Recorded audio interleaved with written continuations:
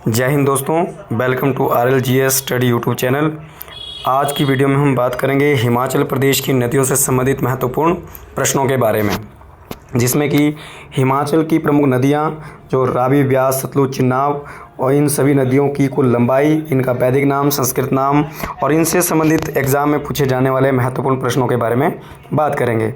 परंतु इसको पढ़ने से पहले जिन लोगों ने हमारा चैनल को सब्सक्राइब नहीं किया, लाइक नहीं किया है, कृपया वो चैनल को लाइक करें, सब्सक्राइब करें और शेयर भी ज़रूर करें। तो सबसे पहला जो क्वेश्चन इसमें दिया गया है कि हिमाचल को क्षेत्रीय आधार पर दो भागों में विभाजित करने वाली नदी कौन सी है। यानी हिमाचल प्रदेश को दो बराबर भागों में विभाजित जो करने वाली जो नदी है वो कौन सी है। रावी, ब्यास, सतलुज या चिनाब। सतलुज या चिनाब। तो इसका जो सही आंसर होगा ऑप्शन नंबर सी यानी सतलुज। जो सतलुज नदी है हिमाचल प्रदेश को दो बराबर भागों में डिवाइड करती है, नॉर्थ एंड साउथ। ठीक है। और हिमाचल प्रदेश जो है, जो आपकी जो सतलुज नदी है, ये हिमाचल प्रदेश के सबसे ज़्यादा जिलों के साथ सीमा बनाती है। और ये जो सतलुज नदी है हिमाचल प्रदेश में सबसे पहले किन्नौर के बाद आपका जो है शिमला, और शिमला के बाद ये जो नदी है कुल्लू मंडी को छूती हुई आगे, इस प्रकार कुल्लू मंडी को छूती हुई आगे जो है आपका बिलासपुर, और बिलासपुर से होती हुई सोलन, और सोलन से बिलासपुर होती हुई पंजाब में प्रवेश करती है। यानी भांकड़ा स्थान को छोड़ करके ये पंजाब में प्रवेश करती है। दूसरा क्वेश्चन है इरावती रावी का कैसा नाम है। यानी जो इरावती है और रावी का कैसा नाम है। पौराणिक नाम है, वैदिक नाम है, संस्कृत या ए और बी यानी पौराणिक और वैदिक। तो पहली बात तो यह है कि जो रावी नदी है इसको वेदों में आपका जो है पुरुषनी नदी के नाम से जाना गया है। यानी जो इरावती जो है, रावी जो नदी है, इसे वेदों में क्या कहा गया है, पुरुषनी नदी कहा गया है, क्योंकि इसका जो जिक्र है वेदों के अंदर, ऋग्वेद के अंदर किया गया है। दशराज्य जो युद्ध है वो आपका इसी पुरुषनी नदी के किनारे हुआ था। ठीक है। तो जो इसका वैदिक नाम है वो क्या है, पौराणिक, और वैदिक नाम क्या है इसका, पुरुषनी। जबकि इसका जो संस्कृत नाम है वो क्या है, इरावती। तो इसका जो सही आंसर हो जाएगा संस्कृत। यानी इरावती जो है रावी का संस्कृत नाम है। अगला क्वेश्चन है कि हिमाचल प्रदेश की नदियों की लंबाई को सही मेल से लगाएं। सही मेल का मतलब है कि किस नदी की लंबाई कितनी है। तो सबसे पहले जो सतलुज नदी है उसकी कुल लंबाई है 320 किलोमीटर। ये हिमाचल प्रदेश की सबसे लंबी नदी है, जो लगभग 320 किलोमीटर का जो एरिया है हिमाचल प्रदेश में कवर करती है। और हिमाचल प्रदेश में सबसे पहले, जैसा कि हमने ऊपर वाले प्रश्न में इसको बात कर ली है, कि सबसे पहले ये शिपकी दर्रे से प्रवेश करती है, किन्नौर के शिपकी दर्रे से प्रवेश करती है हिमाचल प्रदेश में। और किन्नौर के बाद ये शिमला ज़िले में आती है। शिमला ज़िले के बाद कुल्लू और मंडी के साथ सीमा बनाती हुई ये जो नदी है आपका सोलन, और सोलन से होती हुई बिलासपुर, और बिलासपुर के भाखड़ा नंगल स्थान से ये पंजाब में प्रवेश कर जाती है। तो ये हिमाचल की सबसे लंबी नदी। ब्यास नदी की जो कुल लंबाई है वो 256 किलोमीटर है। यानी हिमाचल की दूसरी सबसे लंबी नदी कौन सी है, ब्यास नदी। रावी की जो कुल लंबाई है वो 158 किलोमीटर है, और यमुना की जो कुल लंबाई है केवल 22 किलोमीटर है। यह सबसे छोटी नदी है हिमाचल प्रदेश की, यमुना नदी, जो केवल हिमाचल के दक्षिण भाग यानी जिला सिरमौर में बहती है। ठीक है। और ये खोदरी माजरी से उत्तराखंड से हिमाचल प्रदेश में एंटर करती है, और आपका जो है कलेसर भी बोल सकते हैं, या फिर आपका जो है ताजेवाड़ा से ये हिमाचल प्रदेश को छोड़कर हरियाणा में प्रवेश कर जाती है। इसके बाद अगला जो आपका ऑप्शन है 5 चिनाब नदी की कुल लंबाई हिमाचल प्रदेश में केवल 122 किलोमीटर है, और ये हिमाचल की सबसे बड़ी नदी है जल घनत्व के आधार पर, वाटर डेंसिटी के आधार पर सबसे बड़ी नदी है। तो इस तरीके से इसका जो है आपका मिलान था। तो इसमें आ जाएगा ए, फिर आ जाएगा आपका सी, फिर आ जाएगा आपका ए सी, इसके बाद ए के बाद सी, और फिर उसके बाद आ जाएगा ई, ACEDV। तो answer number B is correct answer, कि जो इस तरीके से इसका मिलान किया जाएगा। इसके बाद क्वेश्चन नंबर 4 कि लारजी परियोजना किस नदी पर स्थित है। पहली बात तो यह है कि जो लारजी परियोजना है ये हिमाचल प्रदेश के कुल्लू ज़िले में है। कौन से ज़िले में है, कुल्लू ज़िले में है। लगभग 126 मेगावाट की इसकी विद्युत क्षमता है। और दूसरी बात है कि हिमाचल प्रदेश की सार्वजनिक रूप से या सरकार के द्वारा, हिमाचल सरकार के द्वारा लगाई जाने वाली हिमाचल की सबसे बड़ी परियोजना है, जिसको केवल हिमाचल गवर्नमेंट के द्वारा स्थापित की गई। और जो लार्जी परियोजना है ये आपका कुल्लू जिले के अंदर ब्यास नदी पर स्थित है। कौन सी नदी पर है? ब्यास नदी पर। अगर आपसे पूछा जाए कि हिमाचल प्रदेश की सरकार के द्वारा स्थापित की गई सबसे बड़ी परियोजना कौन सी है, तो लार्जी। और हिमाचल प्रदेश सरकार के द्वारा स्थापित की गई पहली परियोजना है गिरी परियोजना, ठीक है, जो आपका गिरी नदी पर बनाई गई है। इसके बाद क्वेश्चन नंबर 5, संसारी नाले से होकर कौन सी नदी हिमाचल प्रदेश को छोड़ती है? जो संसारी नाला है ये आपका लाहौल स्पीति में पड़ता है, और यहाँ से जो प्रवेश करने के पश्चात हिमाचल को छोड़ते हुए जो नदी जाती है वो है आपकी चिन्नाव नदी। चिन्नाव जो नदी है हिमाचल प्रदेश के लाहौल स्पीति का जो आपका संसारी चंबा का जो संसारी नाला है वहाँ से होती हुई ये जम्मू कश्मीर में प्रवेश करती है। और अगर रावी नदी पूछी जाए कि रावी नदी हिमाचल के किस जगह को छोड़ती है, तो रावी नदी जो है हिमाचल को खैरी नामक स्थान से छोड़ती है, और उसी के साथ ब्यास नदी मिर्थन नामक स्थान को हिमाचल प्रदेश से क्या है आपका छोड़ करके ये आपकी जो है पंजाब में जाती है, और सतलुज जो नदी है भाखड़ा नामक स्थान से हिमाचल को छोड़ती है। तो इस तरीके से चारों नदियां हैं अलग अलग स्थानों से छोड़ती है। तो इसके बाद अगला जो क्वेश्चन है क्वेश्चन नंबर 6, इसका जो सही आंसर हो जाएगा चिन्नाव, ठीक है। क्वेश्चन नंबर जो आपका 5 है इसका सही आंसर हो जाएगा चिन्नाव। Is it clear? चलिए अगला जो क्वेश्चन है क्वेश्चन नंबर 6। क्वेश्चन नंबर 6 में बोला गया है कि निम्नलिखित में से किस एक नदी पर चमरास परियोजना स्थापित है? चमरास नहीं, चमेरा जो परियोजना है ये किस नदी पर स्थित है? ठीक है, चमेरा जो परियोजना है वो किस नदी पर स्थित है? चमेरा जो बांध है वो किस नदी पर स्थित है? ये रावी नदी पर है, चंबा के अंदर। रावी नदी के अंदर है, चंबा के अंदर। चिन्नाव नदी के ऊपर जो है हिमाचल प्रदेश की सबसे छोटी परियोजना है। ब्यास नदी के ऊपर आपका जो है पौंग बांध बना हुआ है कांगड़ा के अंदर, और सतलुज नदी के ऊपर जो है भाखड़ा डैम बना हुआ है जिला बिलासपुर के अंदर। तो ये था क्वेश्चन नंबर 6। इसके साथ क्वेश्चन नंबर 7, चंद्रा और भागा का संगम किस स्थान पर होता है? यानी चंद्रा और जो भागा नदियां हैं ये हिमाचल प्रदेश में किस स्थान पर इनका जो है संगम होता है? तो इसका सही आंसर हो जाएगा ऑप्शन नंबर सी, तांडी। तांडी जो पड़ता है ये लाहौल स्पीति में पड़ता है, ठीक है। यहाँ पर चंद्रा और भागा नदियों का संगम होता है। तो 3 चीज़ों के लिए प्रसिद्ध है। नंबर 1, चंद्रा और भागा नदी का संगम होता है। दूसरा, गुरु वशिष्ठ की यहाँ पर तपोस्थली थी। और तीसरा, द्रौपदी का जो अंतिम संस्कार है वो यहाँ पर आपका जो है किया गया था। जो पांडव का महाभारत काल की जो द्रौपदी थी उसका अंतिम संस्कार भी चिन्नाव नदी के जो आपका लाहौल स्पीति का जो तांडी क्षेत्र है वहाँ पर किया गया था। इसके अलावा आपका जो लाहौल स्पीति का जो तांडी क्षेत्र है, गुरु वशिष्ठ यानी जो रामायण काल के गुरु वशिष्ठ थे उनकी तपोस्थली भी रही है। और तीसरा जो है यहाँ पर चंद्रा और भागा नदी का संगम होता है। तो ये तांडी जो है 3 चीज़ों के लिए फेमस है जो मैंने आपको बता दिया है। अगला क्वेश्चन नंबर 8, हिमाचल प्रदेश में बहने वाली किस नदी का जल ग्रहण क्षेत्र जास्कर श्रेणी में शामिल है?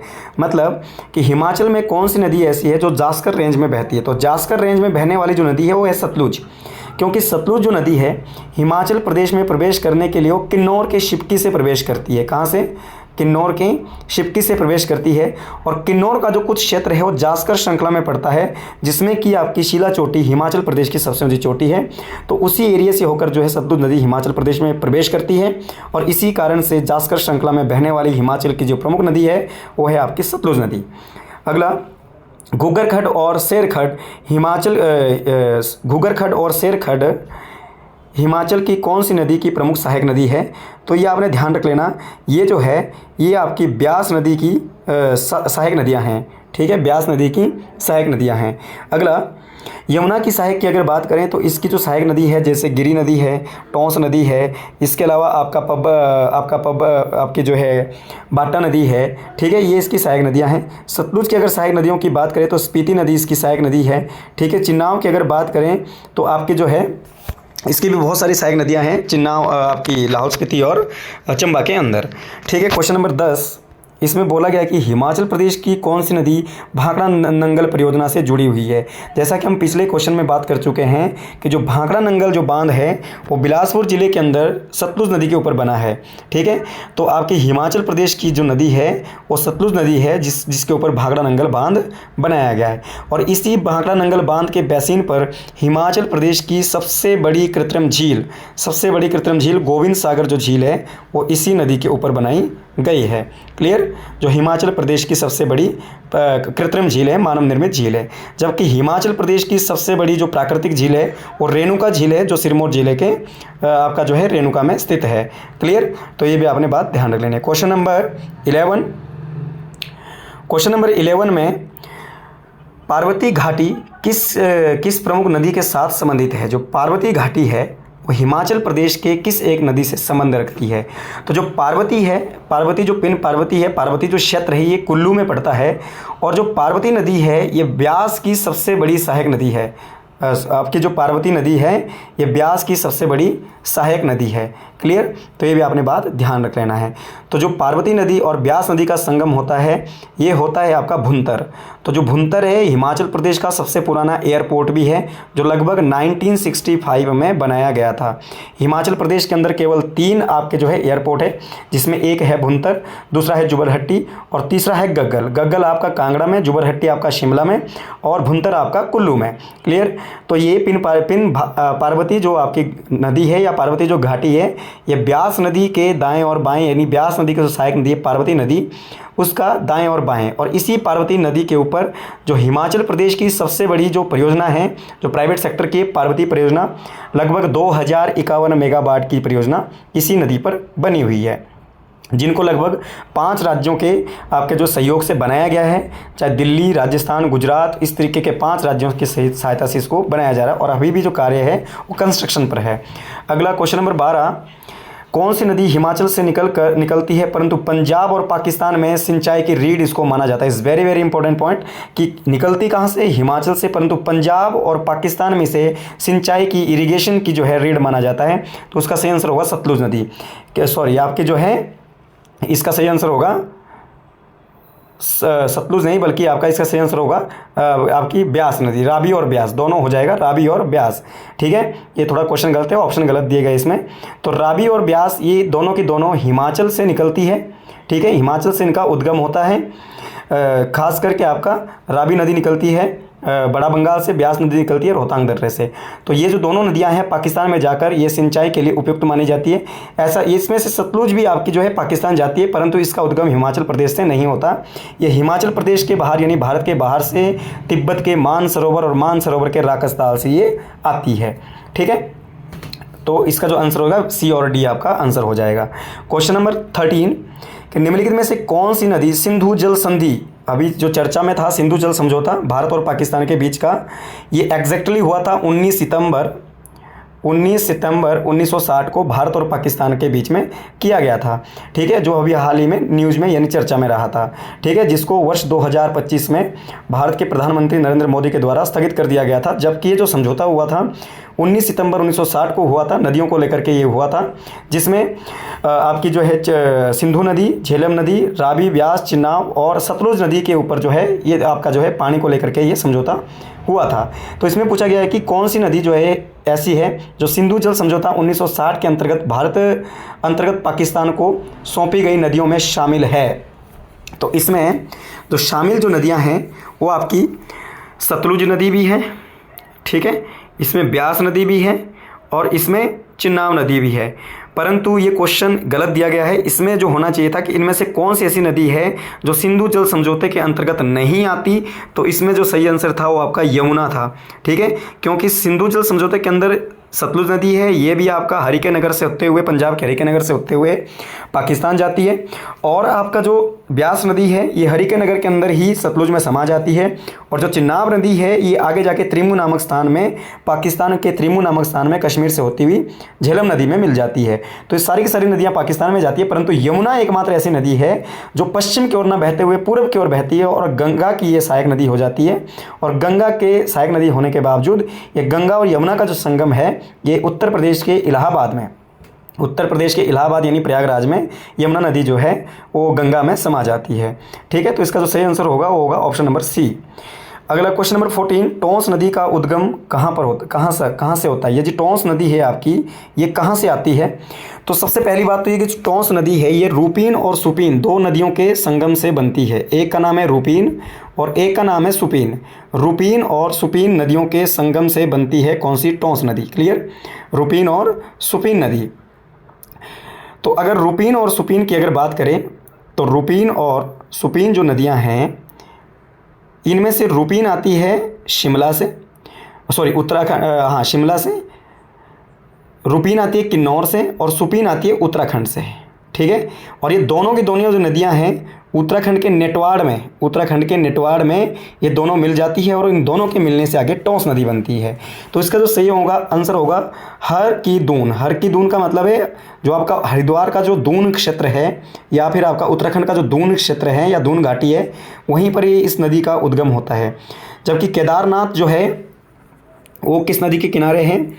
तो केदारनाथ आपका है मंदाकिनी नदी के किनारे। कौन सी? या सॉरी आपका जो मंदाकिनी नदी के किनारे, क्योंकि बद्रीनाथ जो है आपका अलकनंदा के किनारे है, केदारनाथ आपका मंदाकिनी नदी के किनारे है और आपका गंगोत्री, यमुनोत्री, केदारनाथ, बद्रीनाथ ये सारे क्षेत्र उत्तराखंड के अंदर है। रोहतांग दर्रा हिमाचल प्रदेश से इसका उद्गम नहीं होता और चंद्रताल से इसका उद्गम नहीं होता क्योंकि चंद्रताल से चंद्रा नदी का उद्गम होता है।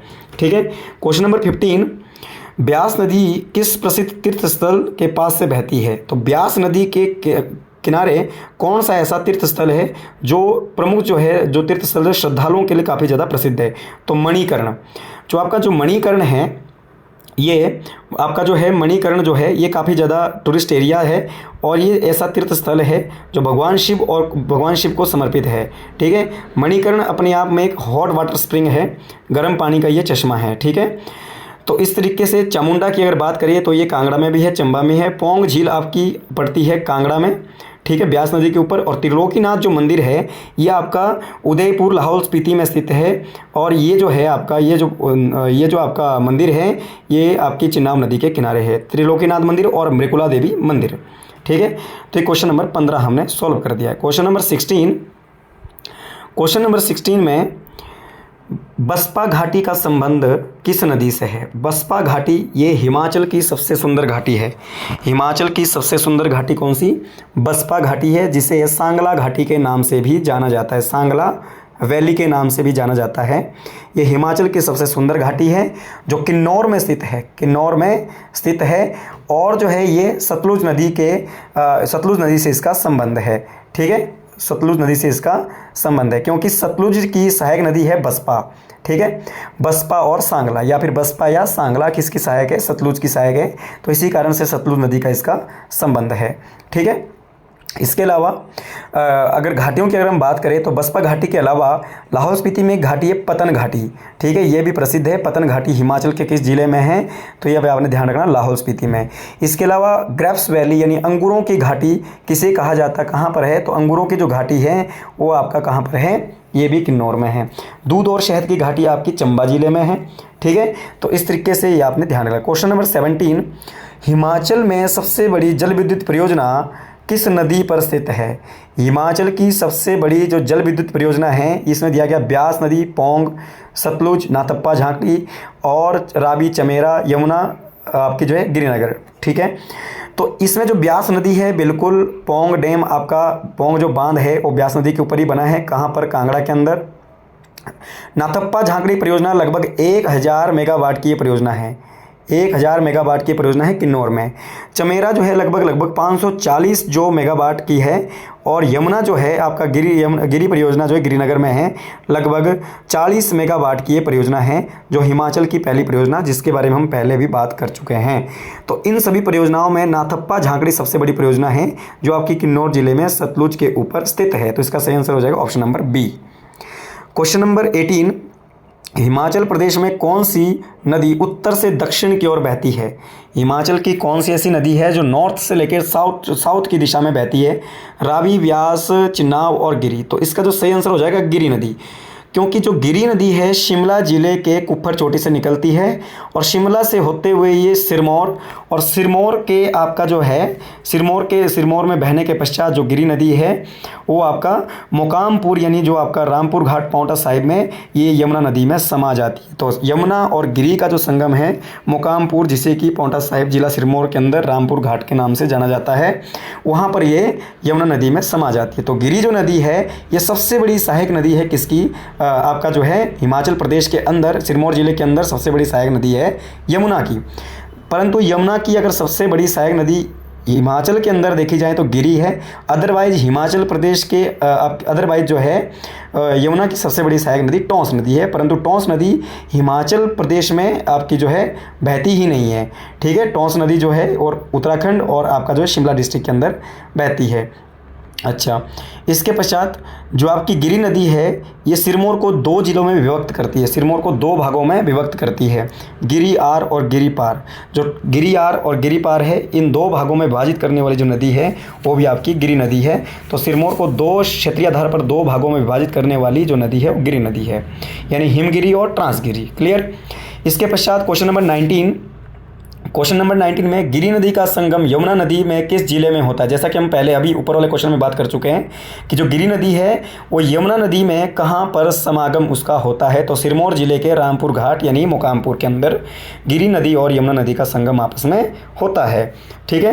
क्वेश्चन नंबर 20 में स्पीति और पिन नदियाँ हिमालय की किस श्रृंखला से होकर गुजरती है, तो इसका सही आंसर हो जाएगा स्पीति जो नदी है ये आपकी धौला ग्रेट हिमालय जो पर्वत श्रृंखला है वहाँ से होती हुई उस श्रृंखला से होती हुई क्या है हिमाचल प्रदेश में बहती है, ठीक है।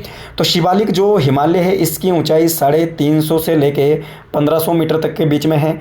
आपका ग्रेट हिमालय जो है इसकी जो हाइट है आपकी 4500 से 7000 के बीच में है, ठीक है। और जो आपका जास्कर रेंज है उसकी 7000 से अप जो हाइट है।